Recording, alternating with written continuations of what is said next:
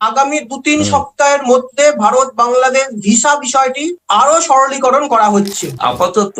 কিন্তু medical visa এবং business visa medical visa কিন্তু কথা হয়েছে। বাংলাদেশ তো ঘোষণাই করেছে যে বাংলাদেশের জমি ভারত বিরোধী কাজে ব্যবহার হবে না। তারা চান ভারতের দিক থেকেও এরকমই। প্রধানমন্ত্রী কি বাংলাদেশের প্রধানমন্ত্রী ভারত সফরে আসছেন শীঘ্রই, যেটা কথা শোনা যায়।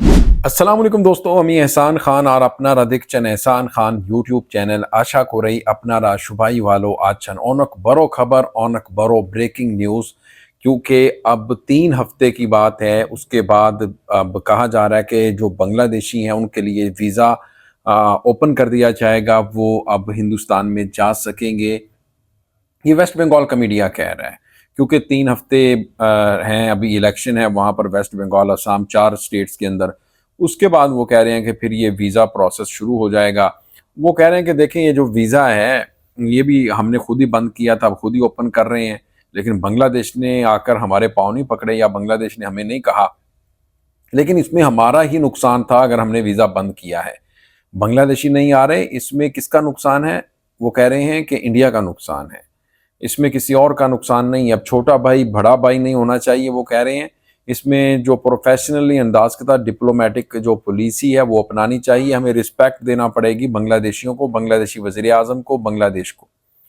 ये नहीं है कोई छोटा भाई बड़ा भाई, नॉन प्रोफेशनल, इस तरह के एटिकेट्स हमें नहीं अब इस्तेमाल करने चाहिए जिस तरह से हम पहले करते रहे, अनफॉर्चुनेट। अच्छा, वेस्ट बंगाल मीडिया ठीक से अपने ही लोगों को धो रहा है और सच्ची बातें कर रहा है। ये वीडियो दोस्तों देखने वाली है। आइए वीडियो की तरफ बढ़ेंगे, फिर हम इसके ऊपर बात भी करेंगे। जुड़े रहिएगा आखिर तक, इस वीडियो को ज़रूर देखिएगा। अगर अभी तक आपने हमारे यूट्यूब चैनल को सब्सक्राइब नहीं किया तो जल्दी से चैनल को सब्सक्राइब कर लें और बेल आइकन भी प्रेस कर दें। 3, 2, 1 एंड। গতকাল তিনি বৈঠক করেছেন ভারতের বিদেশ মন্ত্রী জয়শঙ্করের সঙ্গে, বৈঠক করেছেন নিরাপত্তা উপদেষ্টা অজিত দোভালের সঙ্গে। স্বাভাবিকভাবেই দুই দেশের সম্পর্কের মধ্যে উঠে এসেছে সীমান্ত সুরক্ষা, বাণিজ্য, ভিসা সংক্রান্ত বিষয় এবং আরো অনেক কিছু। পরে ভারতের বিদেশমন্ত্রী জানিয়েছেন দুই দেশের সম্পর্ক আগামী দিনে এগিয়ে নিয়ে যাওয়ার জন্য সব রকম আলোচনা, সব রকম ইতিবাচক পদক্ষেপই হয়েছে বৈঠক থেকে। কোন দিকে এগোচ্ছে ভারত বাংলাদেশ সম্পর্ক, কেমন হয়েছে বিদেশমন্ত্রীর ভারত সফর, এই সামগ্রিক বিষয় নিয়ে আজকে আমাদের প্রাসঙ্গিক প্রসঙ্গ রয়েছেন নয়াদিল্লি থেকে প্রবীণ সাংবাদিক, সিনিয়র সাংবাদিক এবং বাংলাদেশ বিশেষজ্ঞ গৌতম লাহিড়ী। গৌতম দা, আপনাকে স্বাগত।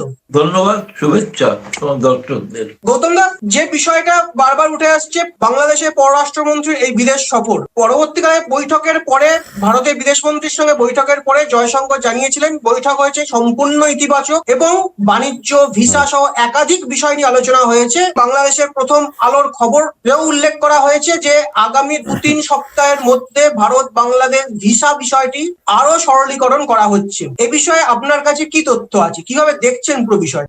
ধন্যবাদ। সর্বপ্রথম বলবো যে তারেক রহমান প্রধানমন্ত্রী হওয়ার পর এই প্রথম একটি উচ্চ পর্যায়ের প্রতিনিধি দল ভারতে এলো এবং তারাই আগ্রহ প্রকাশ করেছিলেন, যেহেতু মরিশাসে যাওয়ার পথে ভারত হয়ে গেছেন এবং আজ সকালে তারা রওনা হয়ে গিয়েছেন মরিশাসের উদ্দেশ্যে। ভারতের বিদেশমন্ত্রী জয়শঙ্কর ওই একই বিমানে আছেন। ফলে দীর্ঘ সময় 6-7 ঘন্টা আরো আলোচনা হবে আশা করা যাচ্ছে। বিমান আকাশে 35,000 ফুট উপরে, নেমেও হয়তো হতে পারে। ফলে এই যে একটা ক্রমাগত, যেটা জয়শঙ্কর কালকে যেটা বলেছিলেন, আমরা আমাদের মধ্যে নিয়মিত যোগাযোগ রাখবো এবং যোগাযোগটাকে বাড়াবো, অর্থাৎ একে অপরের যে চাহিদা, উদ্বেগের বিষয়, সেগুলোর একটা মত বিনিময় ঘটেছে। এই মুহূর্তে সব থেকে বেশি নিঃসন্দেহে একটা বড় বিষয় যে কিভাবে একটা সময় বাংলাদেশ থেকে 26 লক্ষ ভিসা দেওয়া হতো বাংলাদেশিদের, সেটা 2025 সালে সংখ্যাটা নেমে এসছে মাত্র 4.5 লক্ষে। ফলে বহু মানুষ তারা আসতে চাইছেন এবং যে কথা পররাষ্ট্রমন্ত্রীও বলেছেন বিদেশমন্ত্রীকে যে নিকটবর্তী দেশ যেহেতু ভারত, সেই কারণে এখানে মেডিকেল চিকিৎসার জন্য এলে ব্যয় সাপেক্ষ হয়।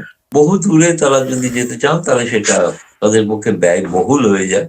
সেই কারণে এই আপাতত কিন্তু মেডিকেল ভিসা এবং বিজনেস ভিসা সম্পর্কেই কিন্তু কথা হয়েছে। পর্যটন ভিসার কথা কিন্তু বাংলাদেশের যে বিবৃতি, পররাষ্ট্র মন্ত্রণালয়ের বিবৃতি, তাতে কিন্তু পর্যটন ভিসার কথা বলা হয়, কারণ এই বিষয়টা একটু সময় লাগবে। এই কারণেই যে এই মুহূর্তে এখনই কথা দেওয়াটা সম্ভব ছিল না, যেহেতু আজকে আসামের নির্বাচন হয়ে যাচ্ছে, কিন্তু আগামী 22 এবং 29, তারপরে 4 মে রেজাল্ট, ততদিন পর্যন্ত এই পর্যটন ভিসার ব্যবস্থাটাকে আপাতত বন্ধ রাখাই হবে। কিন্তু এর পরে হয়তো, এখন যেটা তারা খবর করেছেন কেউ 2-3 সপ্তাহ, এই টাইম লাইনটা 2-3 সপ্তাহের মধ্যেই পড়ে।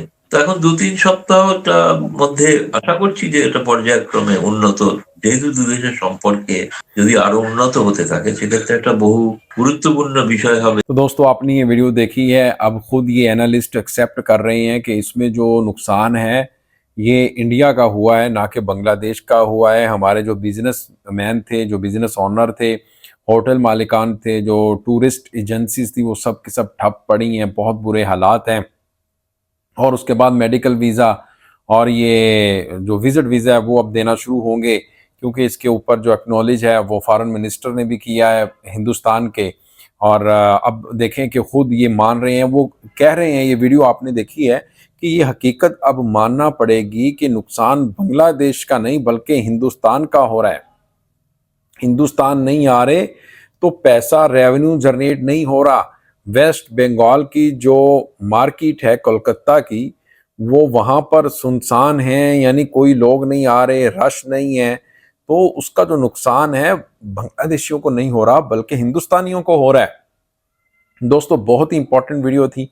आपका इसको लेकर के क्या कहना है, फीडबैक जरूर दिया करें, कमेंट सेक्शन में जाएं, कमेंट करें। मिलेंगे आपसे नेक्स्ट वीडियो में, तब तक के लिए अल्लाह हाफिज।